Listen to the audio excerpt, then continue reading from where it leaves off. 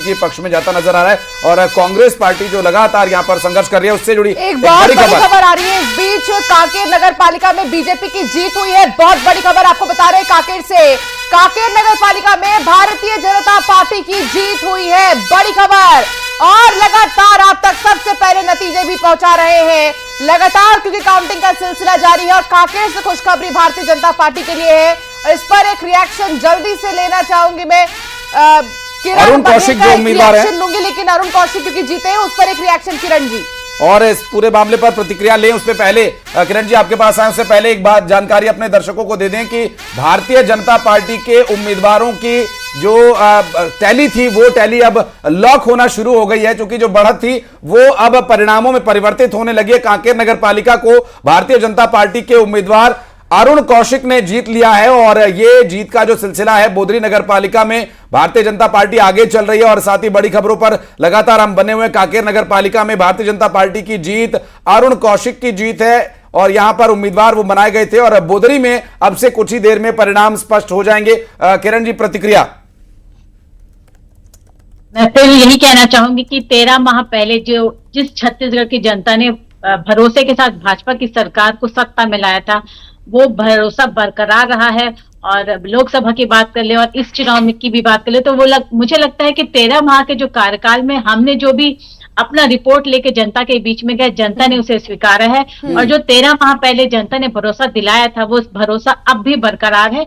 और मुझे लगता है हम जनता को धन्यवाद देते हैं और ये प्रेरणा बनती हमारी सरकार के लिए और हमारे नेताओं के लिए कि जनता के बीच जाकर उनकी समस्याओं को सुलझाएं और छत्तीसगढ़ की जो विकास की गाथा 5 साल में रुक गई थी उसको पुनः मुख्य धारा पे लाएं और विकास की गाथा निरंतर लिखते जाएं और छत्तीसगढ़ को एक सबसे अच्छा विकसित राज्य के रूप में प्रस्तुत कर। जी धनंजय ठाकुर जी, कुनकुरी की जीत क्या उतना उत्साह कार्यकर्ताओं में भर पाएगी, क्योंकि बाकी जो सीट्स हैं वो आपके पक्ष में नहीं जा रही हैं?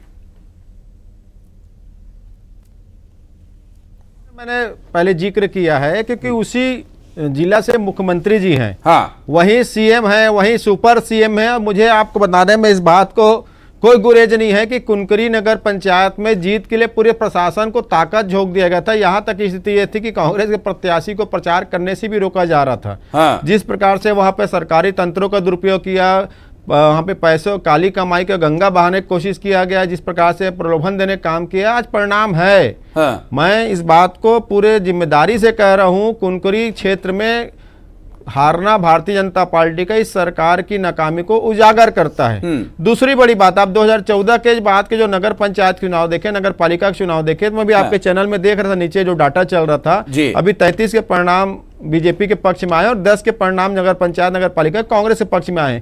तो हम तो चुनाव में जीत रहे हैं ना, और वही आप हमारे सरकार के दौरान काम को आप देखते हैं तो पूरी तरीके से कांग्रेस जीतते जीतते आ रही थी आगे में, तो ये तो तय हो गया है। दूसरी बड़ी बात, प्रशासन तंत्र का जिस प्रकार से दुरुपयोग किया गया है, जिस प्रकार से चुनाव को षड्यंत्र पूर्वक जो मतदाताओं को रोकने का काम किया गया है, तो ये जीत नहीं है। जिस प्रकार से परसीमन में गड़बड़ी किया गया है, मतदान के दिन जो मतदाता भटक रहे थे वोट करने के लिए वो वोट नहीं कर पाए हैं, जिस प्रकार से ईवीएम की खराबी सामने आई है, मैं तो कह रहा हूँ कांग्रेस बीजेपी दोनों के नेताओं ने इसका विरोध किया था।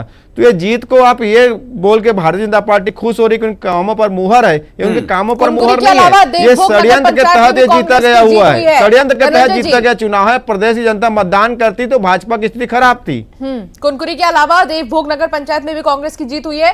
टक्कर बहुत बढ़िया कांग्रेस के कैंडिडेट यहाँ दे रहे हैं, लेकिन धनंजय जी वही तो मैं वही आपसे कह रहा हूँ ना, जिस पर मैंने कहा ना कि देखिए एक स्वस्थ लोकतंत्र में स्वस्थ मतदान होना चाहिए, पर आपके चैनल में भी जा जाके दर्शकों से पूछताछ किया है, मतदाताओं से पूछताछ किया, कई मतदाताओं ने राजी जाहिर किया है कि वो विधानसभा लोकसभा चुनाव मतदान किए थे, अभी मतदान से उसे वंचित कर दिया गया है। एक खबर मैंने पढ़ा था अखबार में, सुर्खियां रही है, नागपुर से मतदाता मतदान करने आए थे, वो जब मतदान स्थल पर पहुंचे तो उनको वहां पर पता चला नाम ही नहीं है।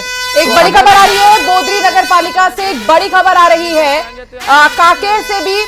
रायपुर 70 वार्डों में से सिर्फ 2 में कांग्रेस आगे नजर आ रही है। पूर्व महापौर एजाज ढेबर आगे नजर आ रहे हैं, एजाज ढेबर की पत्नी अर्जुमन ढेबर आगे हैं। इस वक्त की बड़ी खबर, रायपुर में 70 वार्ड में से सिर्फ 2 में कांग्रेस आगे है। पूर्व महापौर एजाज ढेबर और उनकी पत्नी अर्जुमन ढेबर आगे चल रही हैं। इस वक्त एक बड़ी खबर, एजाज ढेबर पर तमाम तरह के आरोप लगे और कई मामलों में उन्हें कानूनी कार्रवाई का दावपेच भी झेलना पड़ा। उसके बावजूद अभी फिलहाल वो आगे चल रहे हैं और उनकी पत्नी अर्जुमन ढेबर भी आगे चल रही है। इस वक्त की एक बड़ी खबर, रायपुर में 70 वार्ड में से सिर्फ 2 में ही कांग्रेस आगे चल रही है। पूर्व महापौर एजाज ढेबर और उनकी पत्नी अर्जुमन ढेबर ही आगे चल रही हैं। इस पर रिएक्शन भी लेंगे अपने दोनों ही